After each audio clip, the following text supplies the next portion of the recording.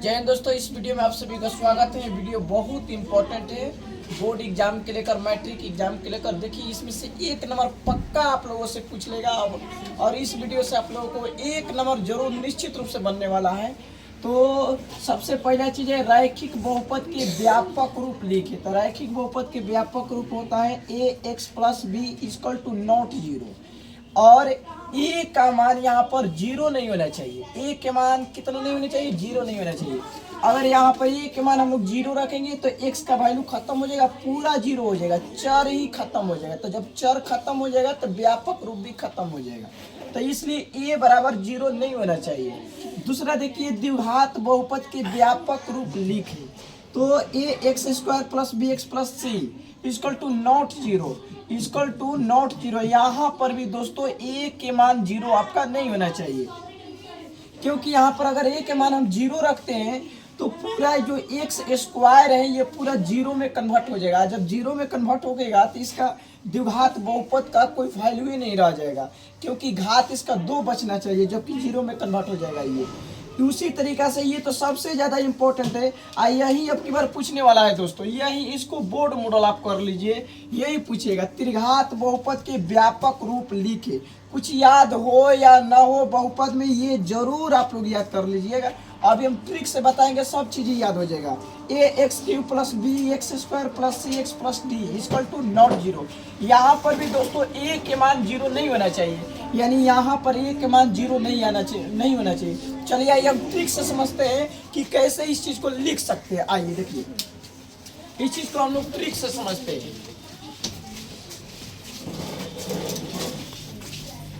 देखिए, मान लीजिए हम लोगों से रैखिक पूछ रहा है, रैखिक तो रैखिक में क्या करना है? सबसे पहले a प्लस बी प्लस सी कर देना है, a प्लस बी प्लस सी कर देना है। कर दिए। रैखिक पूछ रहा है तो रैखिक बहुपद के घात कितना होता है दोस्त? एक होता है। तो x के घात कर देंगे एक, ठीक। उसके बाद में हम लोग का ये b हो गया। तो इसमें हम लगा देंगे क्या? x लगाएंगे कि नहीं बताइए? एक्स लगाएंगे कि नहीं? अगर एक्स लगेगा तो कमेंट में आप लोग कह दीजिएगा हाँ, अगर नहीं लगेगा तो कह दीजिएगा नहीं। हमारे दृष्टिकोण से इसमें एक्स नहीं लगेगा, यहीं पर ही बराबर में इक्वल टू नॉट जीरो के बराबर हो जाएगा। द्विघात कहेगा तो द्विघात में कितने घात होना चाहिए? दो घात होना चाहिए। तो a प्लस बी प्लस सी तक लिखना है, इक्वल टू नॉट जीरो कर देना है। उसके बाद में घात कितना रहना चाहिए दोस्त? दो होना चाहिए। तो x के घात दो कर देंगे, ठीक है। फिर x के घात यहाँ पर दो है, तो x के घात दो है तो एक घात को हटा कर लिखेंगे, तो यहाँ पर केवल x हो जाएगा, केवल x होगा, क्योंकि यहाँ पर दो घात है तो यहाँ पर एगो घात होगा।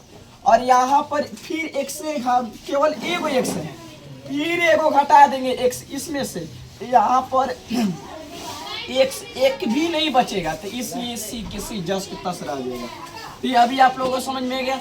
और तीसरा देखिए, तीसरा बहुत अच्छा चीज़ है, बहुत सुंदर है दोस्त, इसको समझना बहुत इम्पोर्टेंट है।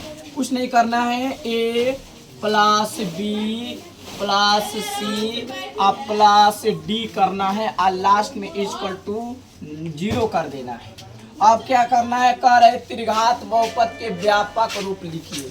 तो कुछ नहीं करेंगे, इसमें x के घात q कर देंगे और यहाँ पर x के घात q है तो एगो घटाएंगे हम, x एगो घटाएंगे तो यहाँ पर कितना बचेगा? x के घात दो बचेगा। देखिए, तीन था, एगो घटा दिए, दो हो गया।